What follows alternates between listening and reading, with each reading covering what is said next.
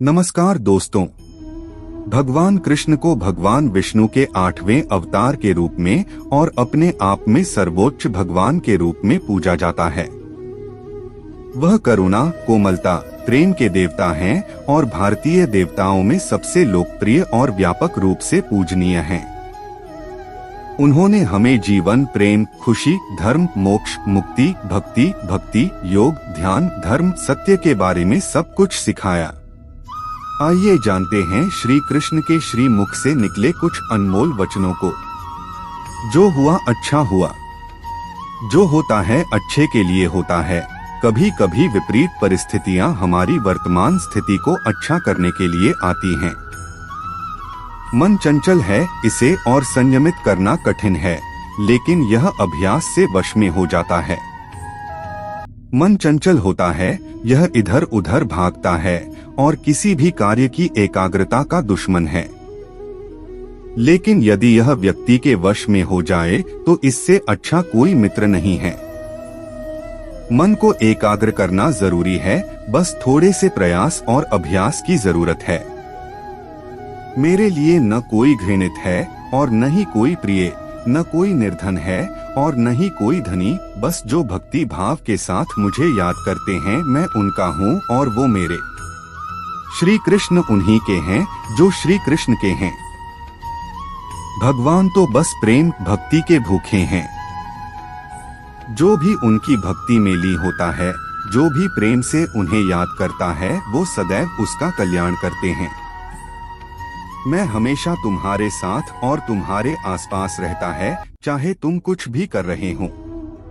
जब भी आप कोई बुरा कार्य करते हो या अच्छा कार्य करते हो, आपको लगता है कि कोई देख नहीं रहा, तो यहाँ श्री कृष्ण कहते हैं कि तुम जो कुछ भी कर रहे हो, मेरी दृष्टि सदैव तुम पर है।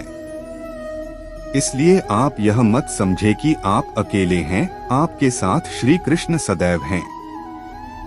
आप वही हैं जिसमें आप विश्वास करते हैं। आप वह बन जाते हैं जो आप मानते हैं कि आप बन सकते हैं। हमारी सफलता और असफलता इस बात पर निर्भर करती है कि हम खुद पर कितना विश्वास करते हैं। व्यक्ति जो चाहे बन सकता है, यदि पूरे विश्वास के साथ अपने लक्ष्य पर लगातार चलता रहे। अगर आपने अब तक हमारे चैनल को सब्सक्राइब नहीं किया तो नीचे दिए गए सब्सक्राइब बटन को दबाकर कमेंट में जय श्री कृष्ण लिखें। भगवान श्री कृष्ण के वे रहस्यमय सूत्र जिन्हें जानकर आपको लगेगा कि सच में यह बिल्कुल ही सच है। निश्चित ही उनके ये सूत्र आपके जीवन में बहुत काम आएंगे। जीवन में सफलता चाहते हैं तो गीता के ज्ञान को अपनाएं और निश्चिंत तथा भयमुक्त जीवन पाएं। सफलता। भगवान श्री कृष्ण कहते हैं कि यदि आप लक्ष्य को प्राप्त करने में विफल रहते हैं तो अपनी रणनीति बदलें, लक्ष्य नहीं। इस जीवन में न कुछ खोता है न व्यर्थ होता है। जो इस लोक में अपने काम की सफलता की कामना रखते हैं, वे देवताओं की प्रार्थना करें। प्रसन्नता। श्री कृष्ण कहते हैं कि खुशी मन की एक अवस्था है जो बाहरी दुनिया से नहीं मिल सकती है। खुश रहने की एक ही कुंजी है इच्छाओं में कमी। आत्मविनाश या नरक के ये 3 द्वार हैं: वासना, क्रोध और लोभ। क्रोध से भ्रम पैदा होता है। भ्रम से बुद्धि व्यग्र होती है।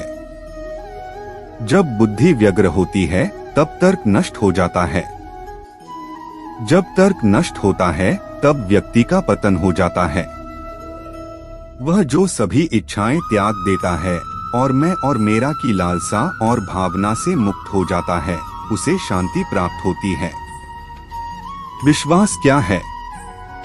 मनुष्य अपने विश्वास से निर्मित होता है। जैसा वो विश्वास करता है वैसा वो बन जाता है। व्यक्ति जो चाहे बन सकता है यदि वह विश्वास के साथ इच्छित वस्तु पर लगातार चिंतन करे। हर व्यक्ति का विश्वास उसकी प्रकृति के अनुसार होता है। विश्वास की शक्ति को पहचाने। मित्र और शत्रु दोनों है मन। जो मन को नियंत्रित नहीं करते उनके लिए वह शत्रु के समान कार्य करता है।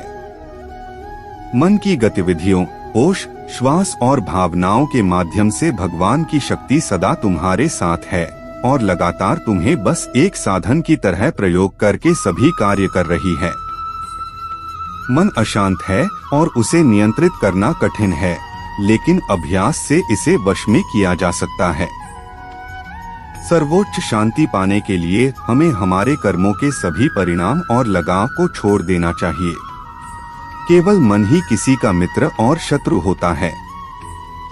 निर्भीक बनो, उससे मत डरो जो वास्तविक नहीं है, न कभी था न कभी होगा। जो वास्तविक है वो हमेशा था और उसे कभी नष्ट नहीं किया जा सकता। प्रबुद्ध व्यक्ति के लिए गंदगी का ढेर, पत्थर और सोना सभी समान हैं। संशय न करो। सदैव संदेह करने वाले व्यक्ति के लिए प्रसन्नता न इस लोक में है न ही कहीं। आत्मज्ञान की तलवार से काटकर अपने हृदय से अज्ञान के संदेह को अलग कर दो। अनुशासित रहो, उठो। संदेह, संशय, दुविधा या द्वंद्व में जीने वाले लोग न तो इस लोक में सुख पाते हैं और न ही परलोक में। उनका जीवन निर्णयहीन, दिशाहीन और भटकाव से भरा रहता है। आत्मा न जन्म लेती है और न ही मरती है। जन्म लेने वाले के लिए मृत्यु उतनी ही निश्चित है जितनी कि मृत होने वाले के लिए जन्म लेना। इसलिए जो अपरिहार्य है उस पर शोक मत करो। न कोई मरता है और न ही कोई मारता है, सभी निमित्त मात्र हैं। सभी प्राणी जन्म से पहले बिना शरीर के थे, मरने के उपरांत वे बिना शरीर वाले हो जाएंगे। यह तो बीच में ही शरीर वाले देखे जाते हैं, फिर इनका शोक क्यों करते हो? यह आत्मा किसी काल में भी न जन्मती है और न मरती है, अथवा न यह आत्मा होकर के फिर होने वाली है, क्योंकि यह अजन्मी, नित्य, शाश्वत और पुरातन है। शरीर के नाश होने पर भी यह नष्ट नहीं होती है। कभी ऐसा समय नहीं था जब मैं, तुम या ये राजा महाराजा अस्तित्व में नहीं थे, न ही भविष्य में कभी ऐसा होगा कि हमारा अस्तित्व समाप्त हो जाए। हे अर्जुन, हम दोनों ने कई जन्म लिए हैं, मुझे याद हैं, लेकिन तुम्हें नहीं। कर्मवान बनो। निःसंदेह कोई भी मनुष्य किसी भी काल में क्षण मात्र भी बिना कर्म किए नहीं रहता, क्योंकि सारा मनुष्य समुदाय प्रकृतिजनित गुणों द्वारा परवश हुआ कर्म करने के लिए बाध्य किया जाता है। अपने अनिवार्य कार्य करो, क्योंकि वास्तव में कार्य करना निष्क्रियता से बेहतर है। ज्ञानी व्यक्ति को कर्म के प्रतिफल की अपेक्षा कर रहे अज्ञानी व्यक्ति के दिमाग को अस्थिर नहीं करना चाहिए। अप्राकृतिक कर्म बहुत तनाव पैदा करता है। किसी और का काम पूर्णता से करने से कहीं अच्छा है कि अपना काम करें, भले ही उसे अपूर्णता से करना पड़े। बुद्धिमान व्यक्ति कामुक सुख में आनंद नहीं लेता। कर्मयोग वास्तव में एक परम रहस्य है। जो मेरे साथ हैं मैं उनके साथ हूँ। संपूर्ण ब्रह्मांड मेरे ही अंदर है।